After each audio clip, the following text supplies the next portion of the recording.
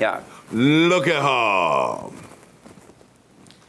Ooh. Look at her. Look at that. This is fun. This is fun. For all you LA hoes out there, this is fun. Raven. Raven is the reason that I looked at drag in a different light. Right. Raven is the reason that I knew that drag could be powerful. And in a way that was, that came from inside of you. And she did a show that you saw that blew your mind, one of your first times. It was at Peanuts, 7969. And this was a legendary drag bar here in Los Angeles. Right. Right across the street from Los Tacos. That place is legendary too. and I would go there and, you know, see the trans girls. It was almost like a working girl night. You know, they had the Johns, they had the trans girls, they had the show to make up for all the nasty going on in the back.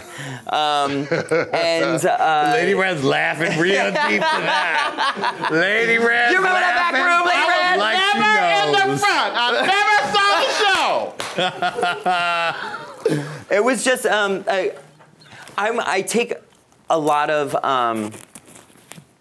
okay, how am I going to word this properly?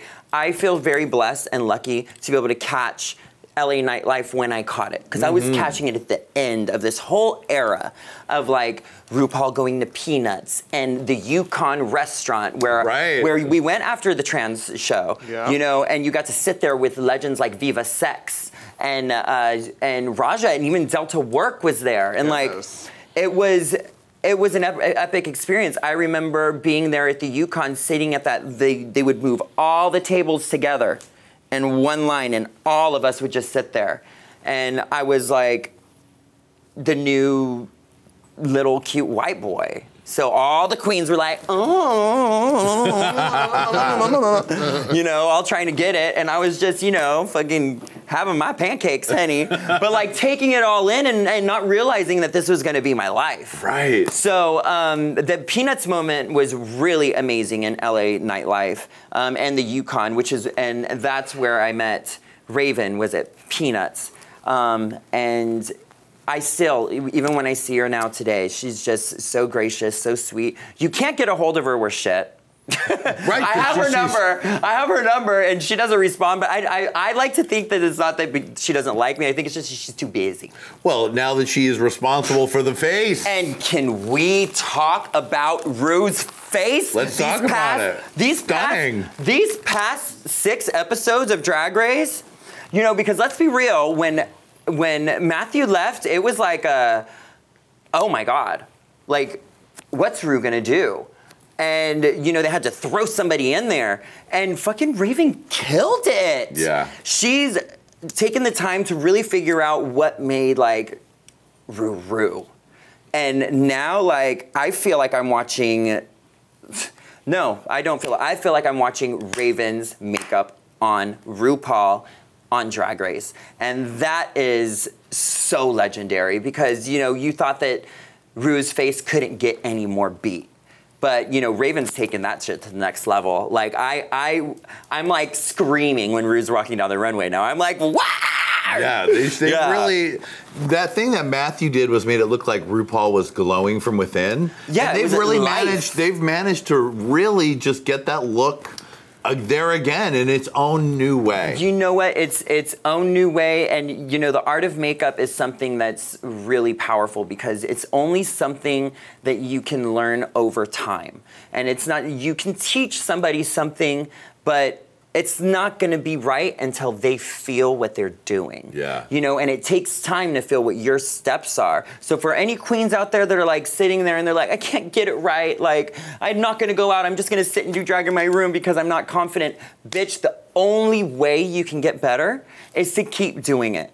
I feel like my growth as an artist and my growth as a queen has happened because I am not afraid to take criticism. I'm not afraid to take any like little tricks and learn them and make them my own. I've learned so much of my current makeup now from my sister Six, and it's been like a gradual process.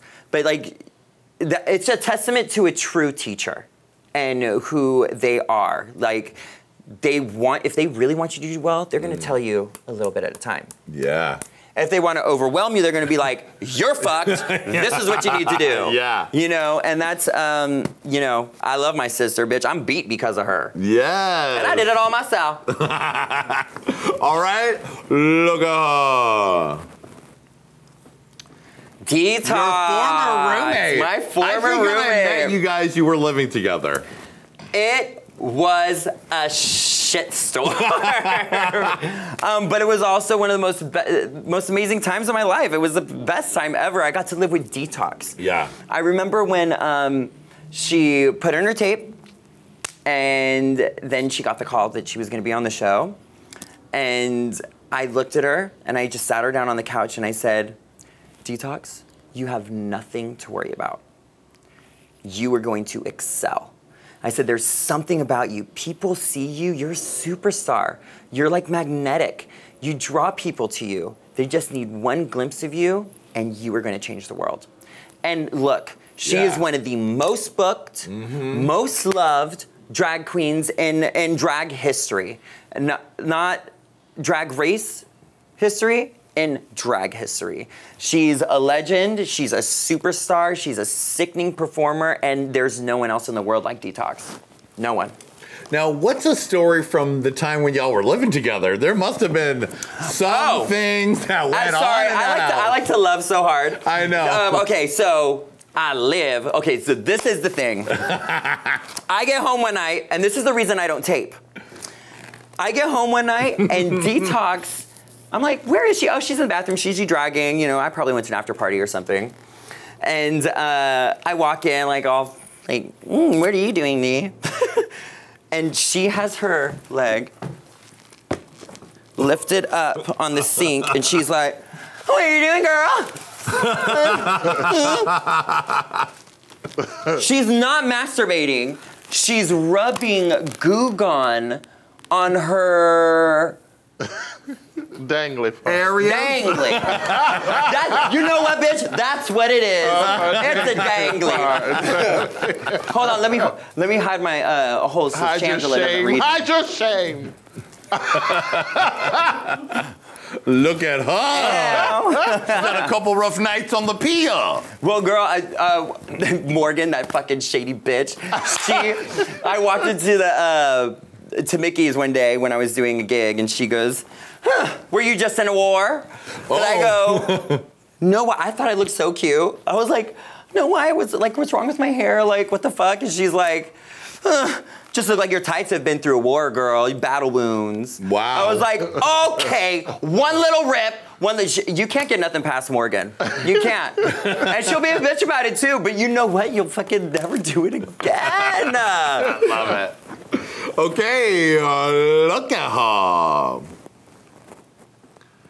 Ooh. Hi, Alaska. Hi. Alaska Thunderfuck. I remember when Alaska was working the door at Foo Bar. Oh, girl. And do you remember her legendary New Year's Eve performance? No, I do not. Please tell me about it. Well, that one was good. That one was good. The legendary performance was at Tranny Shack. Okay. Did you ever see that? No. Okay, this is pre-Drag Race. Alaska was always like that skinny, like, House of Haunt. So very, like, the glamour wasn't there yet. It was more like Club Kid. And she was just unapologetic about it. She was the skinniest bitch in the room. Her favorite things to perform were Britney Spears. And I'm being dead serious. Yeah. And I remember at Tranny Shack, I knew that I was like looking at a superstar when she did Whitney Houston. I think it was I Will Always Love You or Run to You, one of those iconic ballads. And she had all 4 of her dancers piss on her in a yellow dress. Wow. I think it might be on YouTube somewhere, so please look that up. Please do. Alaska's like everything. Like, I get to see Alaska a lot because she does podcasts with Willem, and Willem and I are fucking hermanas por vida. And she's just such a superstar. You know, there's just some people that just exude it so much, and it's like kind of intimidating. You know, and you know, it's just crazy because I've known Alaska from those pre-days. Door at Fubar, sweetie, yeah. Fubar, girl, work at the door, big fat dick, like, rightfully so. And she's dope. I love Alaska. Alaska 5000. Oh, bitch, I gagged with Alaska. She released a song called, this was pre-trans revolution. It used to be okay to say tranny. And she did this song called Trannies Are Fierce. And she did all like the local LA fierce. Oh, really? So she did like Tammy Brown, Angina, like blah, blah, blah, I think I remember that song, actually. And she goes, Shitting Glitter, Rhea Litre. And I was like, ah! I was like, are you kidding me? And then, you know, cut to years later, she's on Drag Race and she put me in her Rue Girl video. Right. And she beat me up with a hammer. Love it. So, you know what? I love fucking Alaska because she's Team Rhea, and I'll love her till the end for it. I think that's a perfect place to end it. Give it up for Rhea Litre, everybody. Oh, thank you. Yes. So much fun to have you on here, sweetie. Keep doing your thing. We love you. I will never stop, Johnny. Thank you for having me. I'm on the legendary Hey Qween, baby. Bitch. Well, thank you to Lady Red. Let's snap it together, shall we? I would love that. All right. Thanks for everybody. Thanks for watching. Look at her. Look at me. Yeah. Look at her. Look at her. Wait, do that trick again, Rhea. Can you do it? Look at her.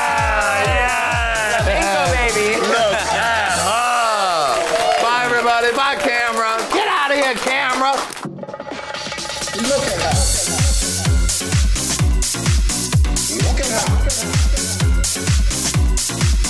Look at her. Look at her. Hello, children. Click here. Click here. And subscribe. You're welcome.